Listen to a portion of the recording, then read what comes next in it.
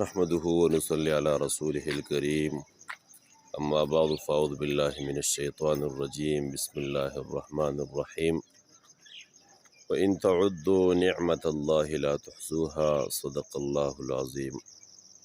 زما عزت مندو مسلمانان رونو، یقینا د الله جل شانه په دې خپل بندګانو باندې ډېر زیات احسانات دي، ډېر انعامات دي.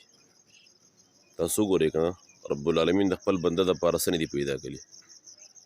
الله رب العالمین فرمایي والجبال اوتادا، دا غرونه مې میخونه پیدا کړي. مفسرین لیکي د غرونو دا کوم غر چې په نظر راځي د ډبل فایده ده. یو چې کوم مخامخ په نظر راځي دا د خلکو د پیدې دپاره دی.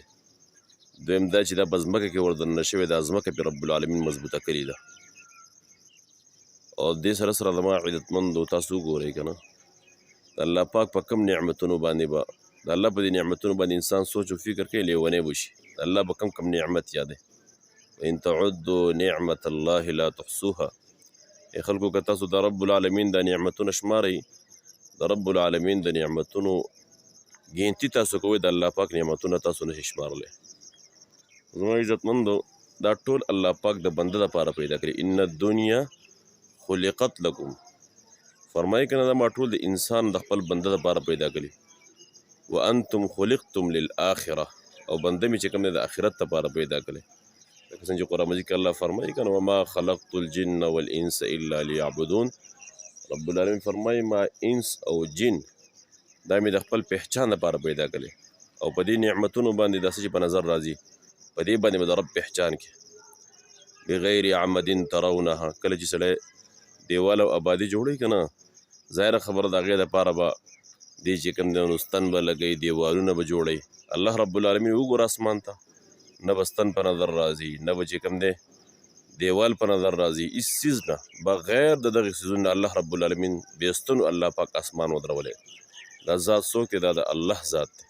ولو ان ما في الارض من شجرة اقلام والبحر يمده من بعده 7 أبحر ما نفدت كلمات الله. الله اکبر.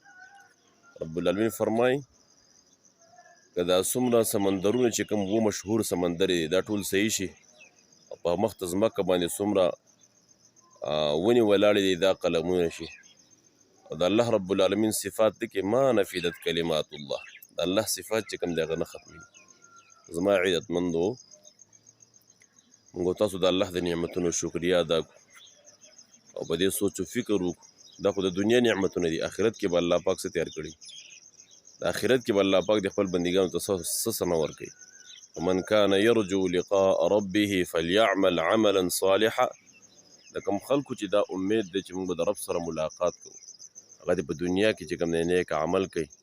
ولا یشرک بعبادة ربه احدا، او د الله د ذات سره چې کوم دی څوک شریک نه ګرځوي. رب العالمین دی د الله پاک چې څومره نعمتونه په خپل بندګانو باندې دي د دې قدرداني د رب العالمین موږ سره او ټول مسلمانانو سره پیدا کړي. رب العالمین دې موږ ټول مسلمانان د ناشکرۍ نه وساتي. واخر دعوانا الحمد لله رب العالمین.